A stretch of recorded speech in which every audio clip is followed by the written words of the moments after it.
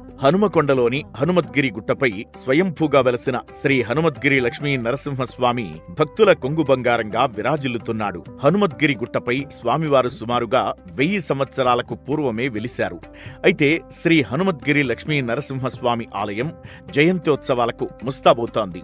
మే 21వ తేదీ మంగళవారం రోజున సుదర్శన నారసింహ హవనం నిర్వహిస్తారు. 22న లక్ష్మీ నరసింహస్వామి తిరునక్షత్రోత్సవ స్వాతి నక్షత్రం సందర్భంగా స్వామివారికి పంచామృతాలతో విశేషంగా అభిషేకం చేస్తారు. 23వ తేదీన లక్ష్మీ నరసింహస్వామి కళ్యాణోత్సవం మరియు సాయంత్రం 5:30 లక్ష్మీ నరసింహ రథోత్సవం తిరువీధుల్లో తిప్పుతారు. నరదృష్టి, శత్రుబాధ, కుజదోషం, వివాహం కోసమని, వ్యాపారం కోసమని, విద్య కోసమని, విదేశీయానం, సంతానం కోసమని, అనారోగ్య సమస్యల నివారణ కోసమని, వాస్తుదోషం కోసమని, సకల కార్యాల కోసం సంకల్పం చెప్పి స్వామివారికి భక్తులు విన్నపం చేస్తారు.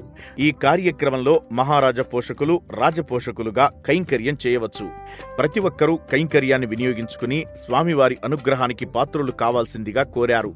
ప్రతి ఒక్కరూ పూజలో గోత్రం, నామాలు రాయించుకుని స్వామివారి అనుగ్రహానికి పాత్రులు కావాలన్నారు. ఈ ఉత్సవాలను అత్యంత వైభవంగా నిర్వహిస్తామని దేవాలయ వంశపారంపర్య ధర్మకర్త, ప్రధాన అర్చకులు తెలిపారు.